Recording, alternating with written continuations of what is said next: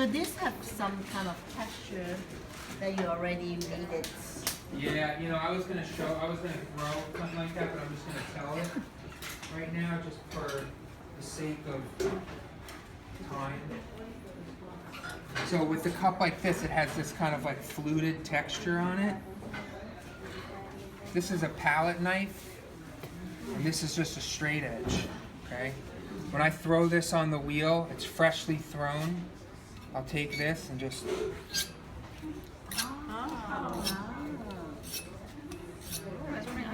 Right, and hold it at an angle like that so it just gets the one mark. Does that make sense? And I could throw one of those in a little bit if time permits. These things are like jagged and dented because they were in the car. Transporting leather hard pots, not fun. That's okay, you just put the handle on them. Okay. All right, so a handle. So like I said, I've been like,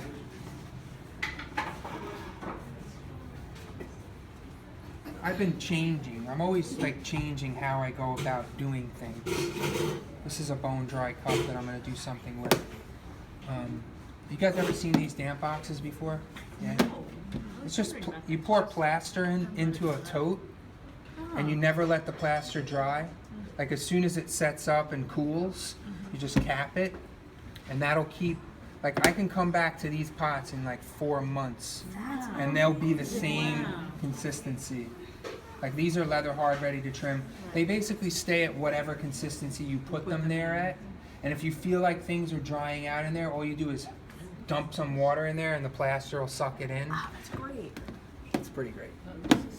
Mine is tiny and only for handles, really. I use it for handles, like I'll cast like 50 of these and just put them in here. Because I feel like it can breed, like just be like, oh, those pots are in the thing, they're good, you know. So if you took something directly like thrown from the wheel and you put it in here. It'll stay just sopping wet. Brilliant. Yeah. Yeah, for you like people like you guys who might be like, oh, the studio's gonna be closed, it's winter break or whatever. Like wrapping something, you know it dries under plastic. Okay, so Plus you mar it when you wrap the plastic around. Yeah, that's my issue. That would have been nice for spring break. I had something dry on me. Yeah. I either wrap it too well or not well enough. Yeah, you need one. You need one. I need one of those boxes, yeah. Yeah, I do too. And it's so cheap and easy. oh, it's so easy. It'd be nice to have like a handle on it. All right, so basically, like I think a lot about handles, and I have, and now they just kind of like it's funny when like you know an idea or something you want to do becomes like just second nature or like intuition. Like when your hands, I was talking about this earlier with someone, when your hands start thinking for you. You know, you have to be careful too, because there's, you know, the habitual, when something becomes a habit and you don't know it and you're just like mindlessly doing the same thing over and over again, like that could be problematic, I think. But like, there's something really beautiful about the fact when you get to a point and like somebody said, oh, that lip on that cup, you just did it as you pulled it. Like, and I didn't even know that. Like it just happened. Just the Like, thing you know, you it do. wasn't like I threw the cup and then was like, oh, I got to do the lip. Like the lip happened in that moment of the cup growing off the wheel. Just like when I pull, I rotate. I pull, I rotate. Pull, I rotate, right? Because your hand is not symmetrical in any way. There's nothing about this that's symmetrical. One size, like gravity is going to have its way with all of us eventually, and it is right now. So, right? So I pull and I rotate, and I pull and I rotate. So, and I'll go back in with these two fingers here,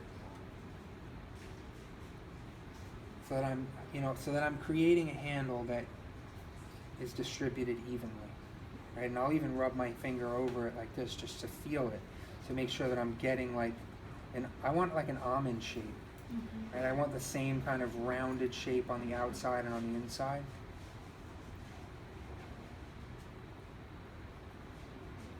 right? So once I get something like this, cut it. This is now the bottom of my handle, where like a lot of people might go like this. This becomes the bottom. And if I had like a board, like I would have at home, I'd be doing this to like 20 or 30, 40 times over and over again.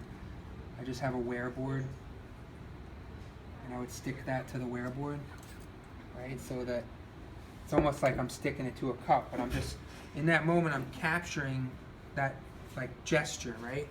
Of that handle, right? And I'm gonna let that get stiff. But for our purposes, I'm not gonna let it get stiff. And this is how, right now I'm showing you the way I've always made handles. Okay, I'm rethinking it. I'm thinking about starting to pull them off the pot to try and get this same, not this is a whole other idea, but to try and get that same kind of, capture that same kind of fluidity and gesture and freshness, a little bit more immediate. So what I would do with a handle like this, if I wasn't going to add all this clay to it and make it its own individual unit, is the reason I started making these, to go off on a tangent for a second, is because what I had given myself this opportunity, this like month in graduate school, to like not be serious, to like really just like let go. Like everything got really serious very quickly, and my teachers, who were really some of the best I've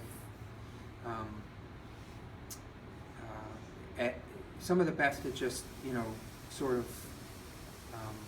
Chris Staley and Liz Quackenbush were two of my professors at Penn State, and they really were great at finding your strengths and the things you loved and helping you communicate those, right? Like not trying to change you, like not trying to say, like, oh, try this or try that. Like, how could you do what you're doing better? Keep pushing it, you know, and to show, you know, be okay with being like vulnerable and all the, you know, all these things. So they were like, Chris, I remember Chris was just like, you should just take some time to just play. Like he would always say, play. And I say it now too, because I think it's so important.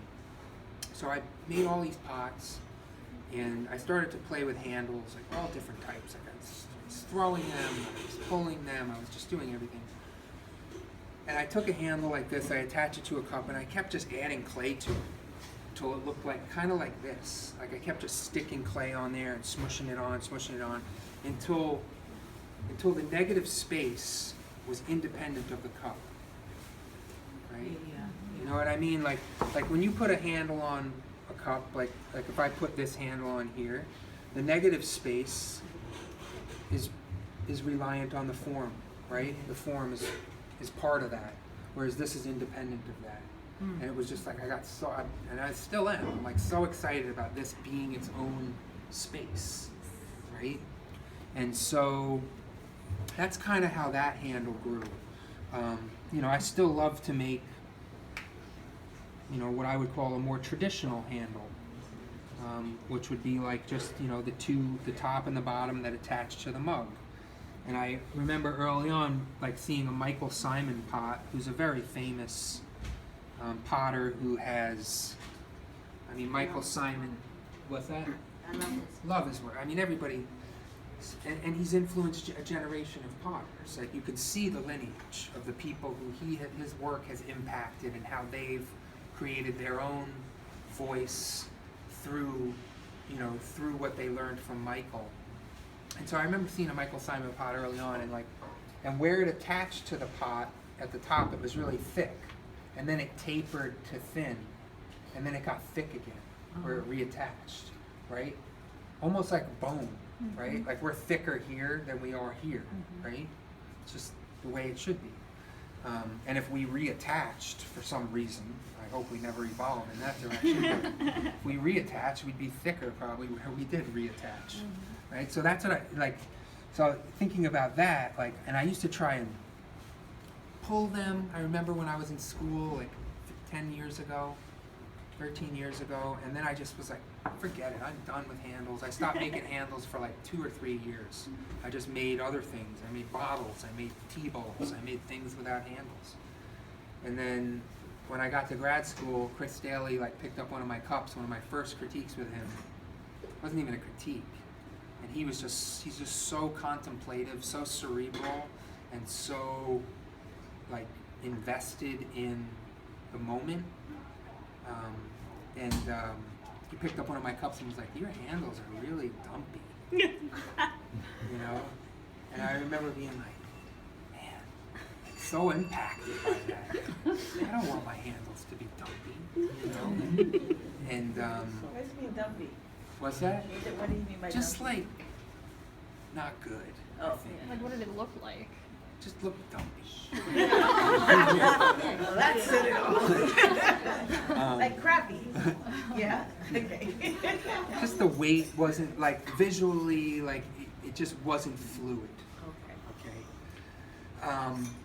And so like that was just enough motivation for me to get to this, right? Like that was where I went off on this like explosion of like making things and playing and just experimenting.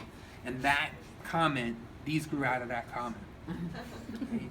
But anyway, back to like the density of the handle. So like I would pull them and I just couldn't hack it until like in that moment of like developing this, realizing, oh, I could just take a coil and just stick it on there. And there it is, right? Like there it is. Like it doesn't have to happen in that moment of pulling it, which is why it was such a mystery to me, like that I thought I had to pull it like that because they always looked so fresh to me, like they were pulled. But so can just wetting your fingertips a little bit and kind of doing this, right? Really quickly I can get a fluid handle like that, right? And so my thinking now is, like I just did this, right? That's okay, that's nice. But why can't I attach that, pull it, attach it, and then just do that on the cup? Like something's been holding me, like keeping me from doing that for many years, and I think it's just because of the way that I have been making handles, which was like this, and I'm gonna demo that right now for you too. Now these are slip casts now. In my studio at home, I cast them solid, and you can see the seam, right? You can see the interior seam there, so I have a mold that comes apart in this direction. I pour slip into the mold, and then this is just flat. I've already shaped this. This is my handle shaping bullet, so I don't have to crack cups, right? Or you can use any old thing, right? Doesn't have to be a wooden shaped chuck. This is actually a chuck. Could be a bucket, right? But it allows you to push and shape the handle without cracking your cups. And so I lost my train of thought. It happens. But anyway, yeah. So started casting these, and it just goes back to me being more efficient with my time, right? Like not spending a 14-hour day making 20 handles, and that doesn't even account for like attaching them to the cup, right? That's just pulling them and doing what I'm about to do for you. It's very time consuming. And now I cast them, there's a lot of cleanup in this. You can see how messy it is. And once I attach it to this cup in a minute, I'm gonna clean it up. Well, how many molds do you have? I have like 30. I mean, you can't do it one mold at a time. Yeah, so I'll pour 30 molds. And the reason I've resisted casting for a while too is just I wanted variation. And so when I started casting these, what I did was I made 50 of these, which I'm doing for you right now. And I cherry picked the 30 best ones and then made molds of those. And the result is identical to one that I would make by hand, which was my goal. And which gives me, time to do anything, like, feed the dogs or, play baseball with my son, like instead of Make handles. instead of just laboring over handles. Yeah, when I can get the same result, smarter, not harder, right? So I can hear there's a lot of strategy about a step at a time, and then the strategy for the next time. The strategy for the next one is to keep, having that hear you saying it, Yeah. which is not just like instant come to the studio and happen right away. Yeah. It seems that you thought out very well. Yeah. Yeah, that's very true. Everything is strategic. Even me being here today, like all of this was planned. Like, I mean, I kind of made a list this morning of some of the pots that I wanted to throw for you guys, some of the things I wanted to get to. Because to be very honest, like doing a demonstration, I could have sat here and just drawn on 1 or 2 cups for 5 hours. Some of those drawings on those pots are very involved, like the inlay stuff, but I'm really trying to show you guys a little bit of everything, so you can, but yeah, very much, strategy is so much to do with going into the studio. I don't think I generate ideas in the shower like some people say, but like I'm always thinking about, the studio and what's going to be, and how I'm going to make something better and how I'm going to make it more efficient.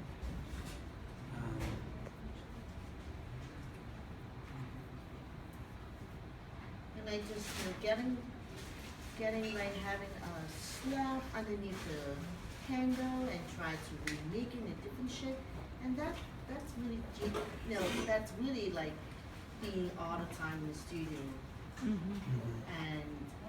and then decided, okay, that's what you wanted to do. Yeah. No, yeah, totally. Like it goes, and that's one thing that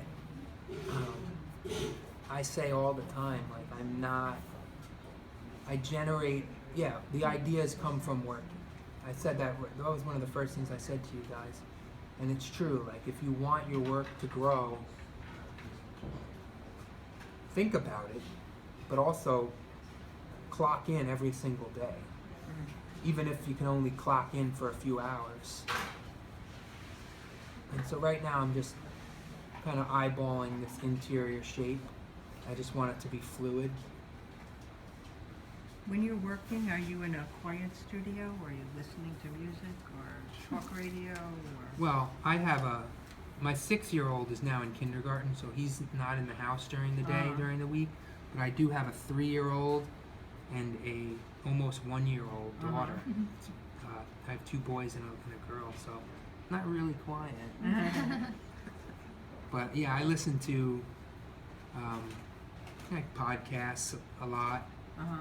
Something I'm listening to now, but I don't really know if it's good or bad, but I am into it. It's Missing Richard Simmons. You know about that podcast? Like I don't know if I'm supporting something. Like I don't know if this guy. I'm not. And partly I just think, why didn't this guy leave Richard Simmons alone? Let's just leave him alone. Yeah. But like everybody wants to know what happened to Richard Simmons. Anyway, so I've been listening to that music. A lot of. I'm very much into listening to the news. I'm trying not to be political today, but yeah, I'm How does that affect your pots? not at all. These are a complete escape from that. So is Chris Staley retiring, or are you still teaching? Yeah, Penn he's State? yes, very much so. Still teaching? Yeah. He's a great partner Oh yeah. and philosophical person as Yes. well. Just not just making a thing, but why you're making it, and then what it related to humanity and life. Correct. Just really respectful in our field.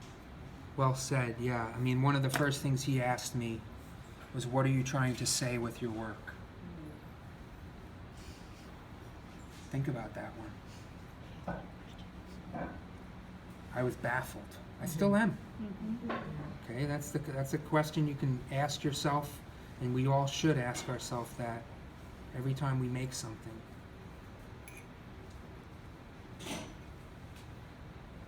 hopefully, you know, after me talking for 5 hours, maybe I've said what I'm trying to say, a little bit of what I'm trying to do, but I think it's definitely important. So now I'm just kind of feeling, and I can almost do this just by feeling at this point, like just any little bump or recess area. I'm just kind of packing clay in there. You can see I'm not slipping or scoring because this is all so wet right now, right?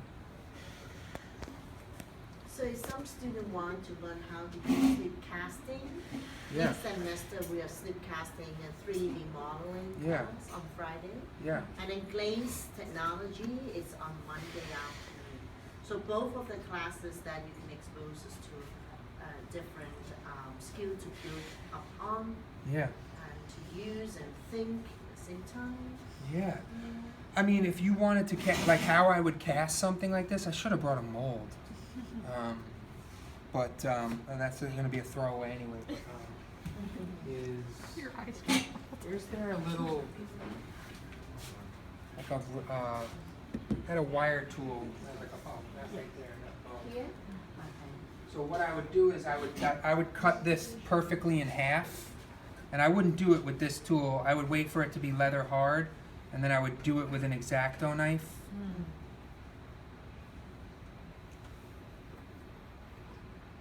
But this is just for the idea, okay? And now I have this, right? And then what I do is I build a clay structure around it to hold the plaster for when I pour the plaster. So that I'll take a very flat piece of clay,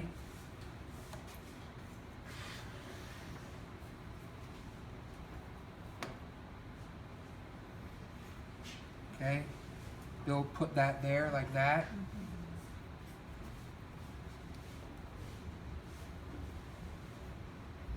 And then build another wall around it like this, right? And you just got to imagine it much neater, like totally perfect.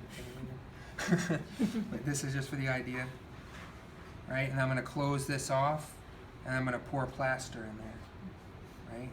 And then once that plaster sets up, I peel this off, put this half back in there, attached, build myself another wall, and pour that half, right? And then I flip it over, I pop those two halves apart, peel the clay out, and then I have my mold. Yep. Does that make sense? Yep. Yeah, it's straightforward. And so, yeah, that was something that Max, like when Max started working with me, like, I was like thinking to myself, like, man, what is Max gonna do today? And then I was like, oh yeah, I've been thinking about making molds for these. We're gonna make molds tomorrow. And so we started, you know, like, I think Max helped me make all the molds for the handles about 1.5 years ago. And those are the same molds I've still been kind of pecking away at. But now I started making handles this other way, which is I pull a really thick. And this was actually, again, like you were just saying, like